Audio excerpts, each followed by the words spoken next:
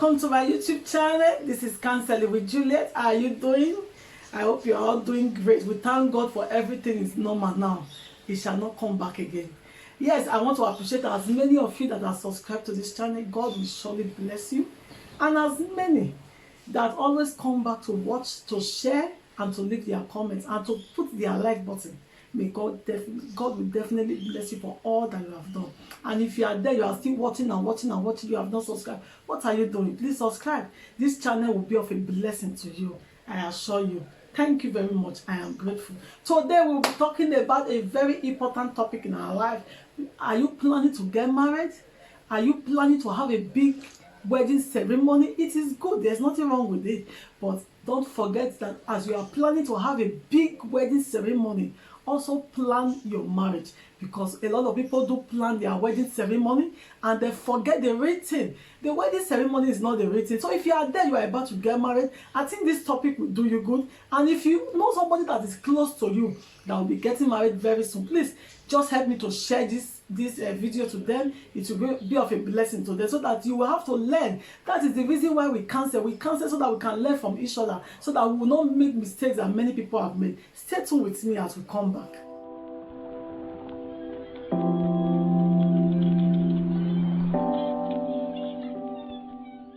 Welcome back. Thank you for staying with me. Okay, today we are going to be talking about planning for your wedding ceremony and not planning for your marriage. You know, a lot of people plan for their wedding ceremony. They really plan it so well, but they forget the main thing, that it is the wedding that is the main thing. It is not the ceremony. Yes, the ceremony is good. I didn't say it's bad. It is good to plan, because it's a one-time thing. It's one thing that you do in a lifetime, just once in a lifetime. So it's good to plan towards it. But why not, as you are planning for the wedding ceremony, why do you always forget to go along planning for the marriage proper? There are a lot of people plan for the ceremony, they forget about the marriage. Yes, when we talk about planning applies to a logical application. That is the process of which you set goals. You set goals that you intend to achieve in life. You set goals by giving target, or you set goals for what you want to achieve at a particular time in your life. Okay, so when you are about to get married, you put all your efforts, all your time to plan for the ceremony. You forget about the wedding. You forget about the marriage. You take the ceremony serious, you take the wedding serious, and you forget about the marriage itself, where you are going to spend the rest of your life. Okay, we are going there. If you fail to plan, like what they always say, it does mean that you have planned to fail. So planning is very, very important in one's life. Anything that you must do in life, for you to achieve it and achieve it properly, you must go with planning. If you are somebody out there that don't plan, it is difficult for you to achieve. It is difficult for you to meet up with your goals. Everything is not just prayer. That is what a lot of people don't know. Prayer is very good. What of after you have finished praying and you didn't plan? Do you know what it can cause? It causes a lot of damages. Because by the time God answers your prayer and you have failed to plan, you now have your prayer answered in your hands, but you have not planned towards it. At times, you just feel like you will cause more harm, because why? You will not even know when to apply the necessary things that you are supposed to apply. Because why? You are failed to achieve. You have achieved by God giving you the result, or rather, God answering your prayers, but you fail to plan. So you now have your prayers being answered in your hands, but you don't want to utilize it, because why? You have not really planned. So prayer and planning has to go together. If you are the person that pray always, but you don't know how to plan, you will find out that you remain in one thing. Even look at the way God created this world. God created this world, and He planned the world and put it in a proper structure. That is why you see that the world today is being, from the generation, the way God planted it, the way God set it, it has been going and running, and it has not failed, because why? God took His time and planned this earth. So today we are going to be saying it. What are you planning to do? You want to go a great ceremony? You want to do your wedding to be the talk of the town? Yes, it is good if you have the money.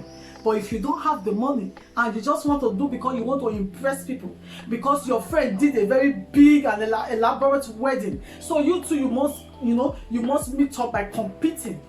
That is where a lot of singles, a lot of people have missed it. And you find out that after the wedding, they fall into a big debt.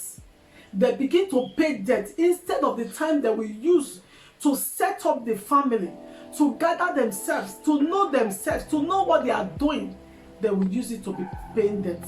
So if you are there, you are the one that is about to get married, please listen to all the tips that will be given in this video. It will surely help you. First of all, when you want to do your marriage ceremony, the Bible said in Luke 14, I think Luke 14:28, it said, who is it that want to build a tower that does not first sit down to take the cost? You know what will happen to that person? Because at the end of the day, the Bible says he will not be able to finish it and people will mock the person. So you that want to make your ceremony the talk of the town, please remember that if you don't have the fund, don't go that deep. We say the wedding is a one-day ceremony. It's a one-day ceremony. So you don't have to do or die. Whatever you have, the budget you have that you think that is enough, use it. And even if you are going to use it, please make sure, because at times it's not necessary to some of the things that we acquire when we are doing our wedding. Some of the things that we buy, we engage ourselves in doing by spending a lot of money. At the end of the day, you find out that it's not necessary. What happened to me when I was getting married? I spent a lot of money. At times, in fact, the next day, do you know that in the course of my wedding, when we were just moving around, everybody is busy. My sister forgot to even bring out the pounded yam that they prepared for the guests. They only gave to the elders, they ate inside, and the remaining one that we prepared, they forget to bring everything out. Do you know what happened? The next day, we had to throw away a lot of pounded yam. That was a great loss. What about the drinks? We find out that at the end of the day, we were even paying to replace the bottles of drinks that was missing. That is why before you do that wedding, before you set up for that big elaborate ceremony, sit down first of all and take your cost. If it's going to cost you so deep, I just advise you, cut it down. Cut it down, because why? That is not the real thing. They plan so much for the wedding and not the marriage. And a lot of these problems has caused problems at home. A lot of this has been problems because a lot of married people, they fall into debt because they fail to plan. When we are going to talk about going into marriage, the first thing that you must put into consideration, you that is about to marry, you and your spouse have to sit down and first of all talk about your family management. What do I mean by family management? That is where you sit down and draw out your plans as husband and wife to be. How many children do you want to have?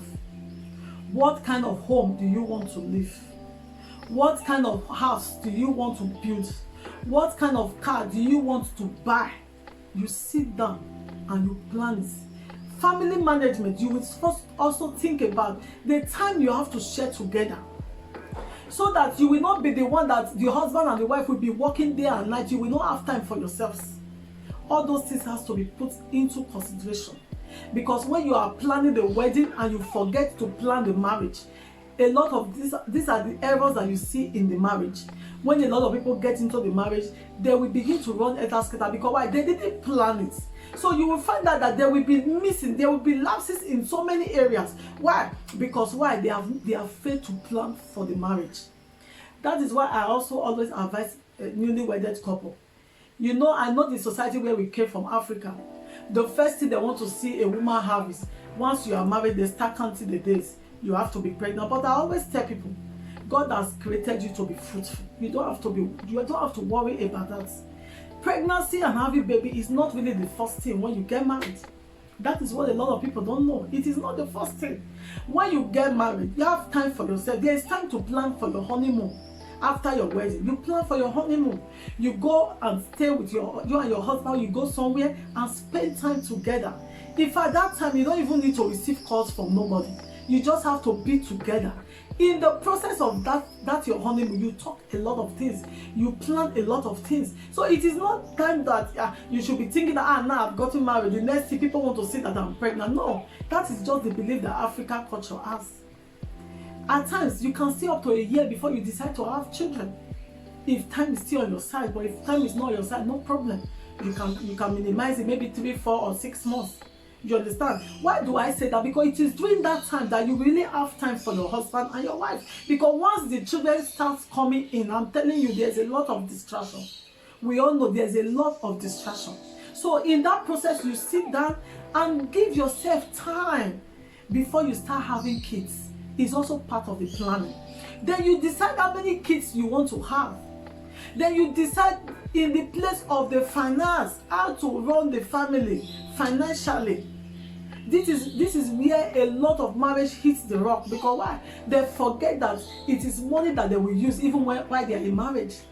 So some of them, they have spent all the money in the wedding ceremony just to please people, just to make people feel that my wedding is the best, is the talk of the town. Of which, let me tell you, as many people that comes to your wedding, they don't care. They are not bothered. They don't know that you think that you want to impress on that day that will make you to spend extra more than what you have as your savings. Let me tell you, they are not interested. It's just the truth. That is what I've come to find out. After that one day ceremony, everybody goes to their house. It is now left for you and your spouse. The rating starts. So when you try to like I remember my time. I want to wear the best wedding gown. Let me tell you, I only wore that wedding gown only one day. I am not saying it's bad. If you have money to do elaborate wedding, no problem. But I'm just talking to people that you know that you are coming up. You are going to meet a lot of things on your journey, because my marriage is a journey, it's a lifetime journey. You are just starting a life. So if you think of what you are going to see in the journey, I don't think that it's really important you spend that much. And some people, they are wise, they don't have the money, they go and borrow. They borrow wedding dress and wear. Why some people don't also like it? Some people also make cuts and sew. It is also okay. It's just for you to be okay on that day. After that day, the rating starts. So the finance is what I'm really talking about now.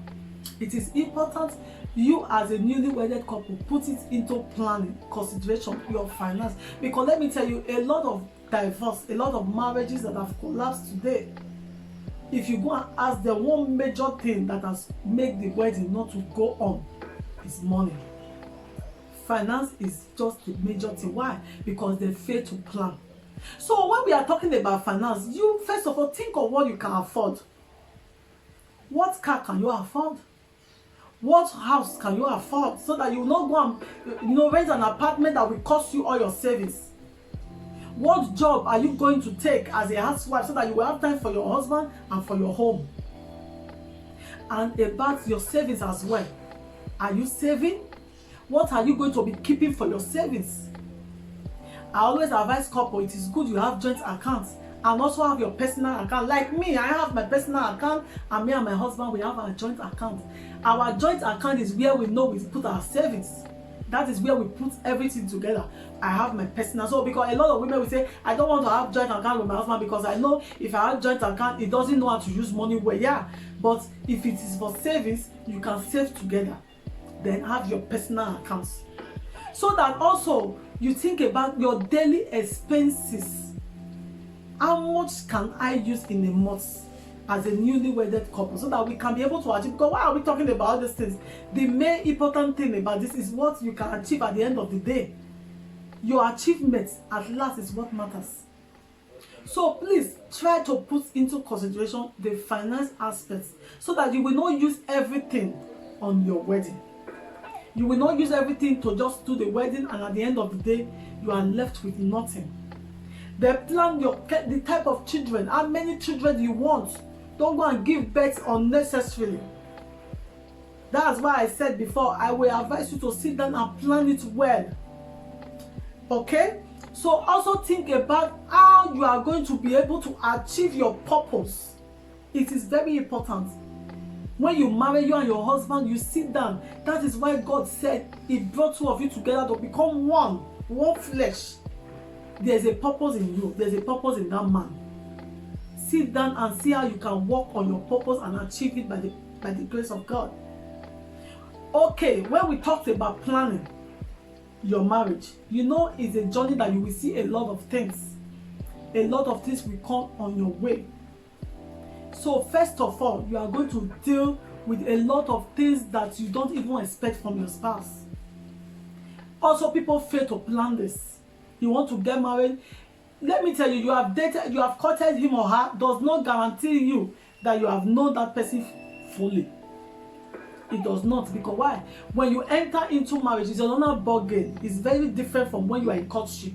Now you are going to be opened up to the reality. You see this person every day. So it's just like a human being's life is a book. It opens daily. And after you finish one chapter, you enter another chapter, and you begin to discover more and more about your spouse every day.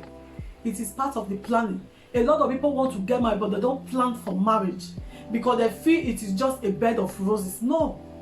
When you get there, you begin to see a lot of things concerning your spouse that you didn't see before, or rather that you were not expecting.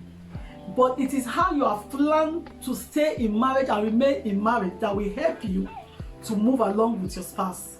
Another thing that you also have to put into consideration is planning your time with God. You just got married, you need God backing. Let me tell you, a lot of people that have failed marriage today, they didn't really plan for it to be, to come and discover that their marriage is no longer working. But because they failed to include God in their plan, that's why you see that a lot of them, they couldn't make it. So in your planning, you also have to put into consideration having time with God, fellowshipping with God.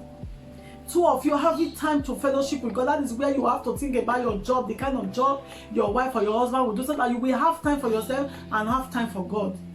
So please don't forget to put in your planning having fellowship with God, having time with yourself, your outing time as well. That one will also come in when you need to go out, maybe once in a month or once in a week.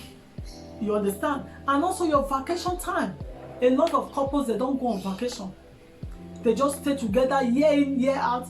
It gets boring.